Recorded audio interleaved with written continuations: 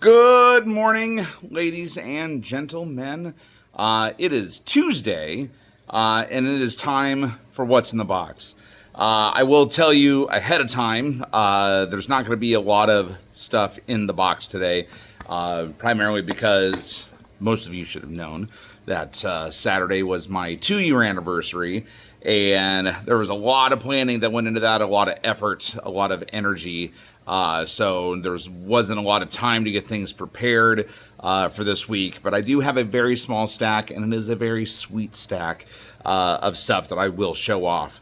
But before we get to that, I just wanted to take a moment and again thank all of you, those of you that showed up to the show, those of you that messaged me on Saturday, and ultimately just every single one of you that supports me in the store. As I mentioned in the end of day video, I would not be here without you guys. I would not have the success that I've had so far if not for you guys. And so I continually appreciate every single one of you and want to thank every single one of you for continuing to support the beard. Because as long as you do so, I'll be here and I'll keep getting cool stuff to show off, keep getting things to stock your collections and fill your holes and things of that nature. So again, thank you guys. I sincerely appreciate it. And again, thank you, Stuart, Sayger, and Gavin Smith for taking time out of your super busy schedule to be here. As I mentioned in the video, both of them have several projects that they're working on, deadlines that they need to be meeting. Gavin working on a Skeletor He-Man book that'll be out before we know it. Stuart working on his own Kickstarter campaign and Red Sonja stuff, and then doing his own shows and drawings on his website. So it never ends. It never ends. I mean, this is the modern comic book world. It's not just sitting around slinging books and hoping people come in and buy comics. It's a whole industry, and depending on the effort level that you want to put into it and what you want to get out of it, it can be quite tiresome and quite time consuming.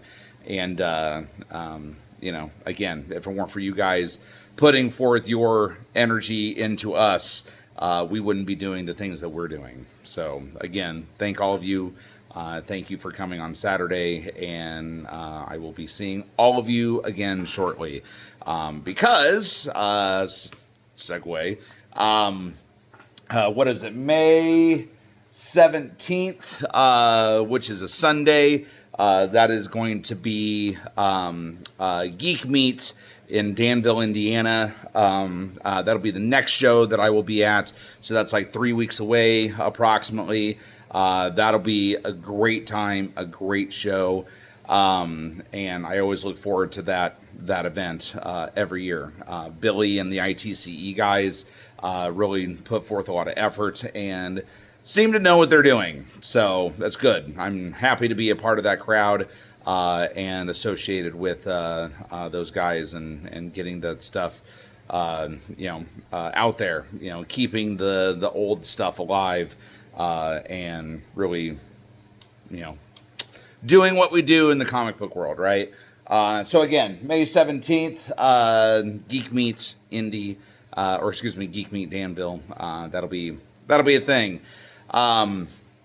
But coming up this weekend, and I do want to spend some time on this, Saturday is Free Comic Book Day. That is the first weekend in May every year.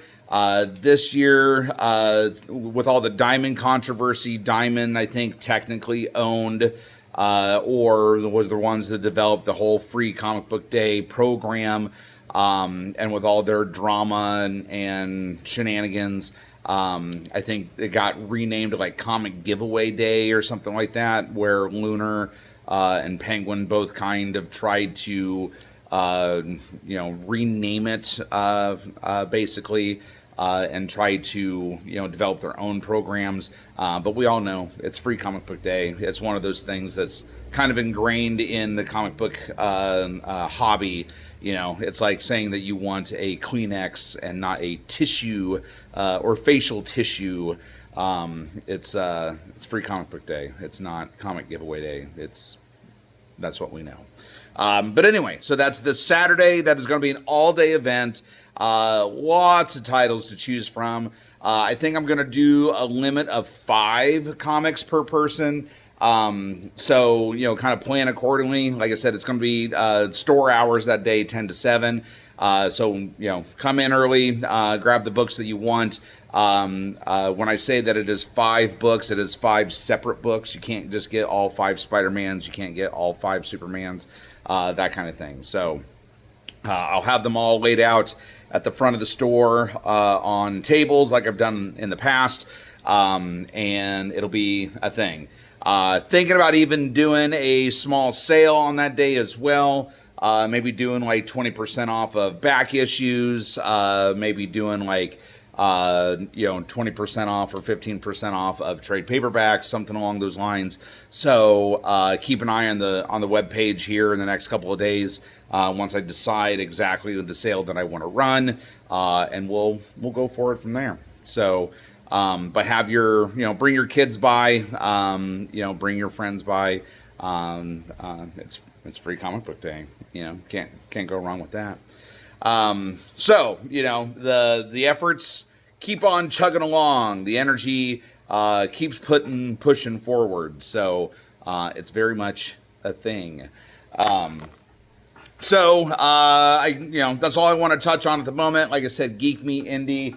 May 17th, and then Free Comic Book Day this Saturday, May 2nd. So be here or be square, or be there or be square. Okay, so as far as today's concerned, like I said, it's going to be a very small pile. It's stuff that I had been working on, kind of right before the event. Just, it was stuff that came in the door late last week, or I guess early last week.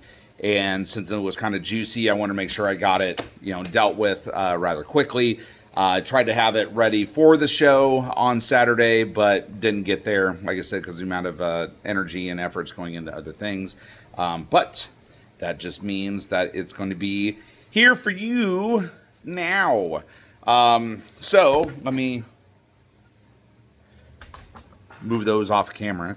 So today, let's see, how about a World's Finest 121?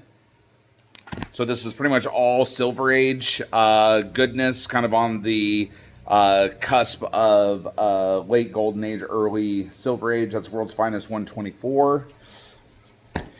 Here is World's Finest number 138.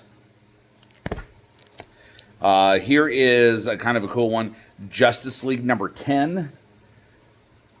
So one thing to point out, most of these are lower mid-grade copies. Some of them have water damage or just absorb moisture over time. But that just makes them affordable. That's basically what it does. Low grade is better than no grade. Brave and Bold number 71. Jimmy Olsen number 100. Batman number 182. Notice the tape pull over there by Batman. Sad face, right? And then Batman number 184. And then these are pretty cool. Phantom number 3. Old school Phantom. And then Phantom number 6. So one thing I will mention, this collection also came with a lot of Kona Beastmaster, if I remember correctly, Tarzan, and then what was it, Korvac, Son of Tarzan. So there's some oddball things that came in. I haven't dealt with those yet. I focused on the big titles, mainstream stuff, more or less. Action Comics number 231. This one's always kind of fun to see. Old Yeller number 1. If I remember correctly, that is a 4-color book. This one was kind of an oddball. Dracula I believe it was like number 6, if I remember correctly. Very odd book. I think they tried to turn Dracula into a superhero at the time, kind of reimagining him. Don't think it went over real well, but Wanted, Dead or Alive, that's a 4-color one. That one has Steve McQueen on the cover, classic Steve McQueen.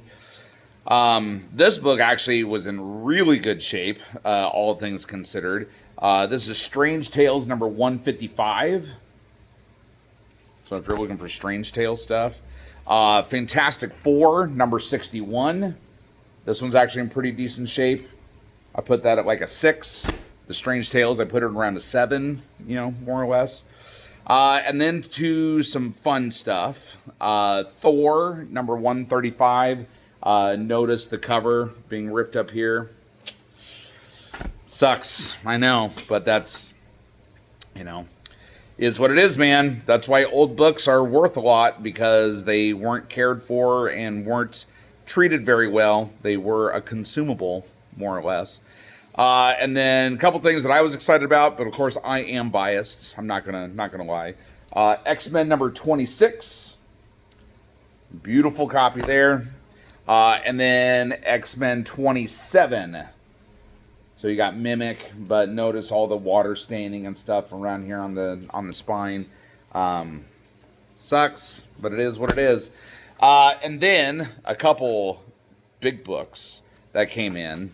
How about Mighty Thor number 133?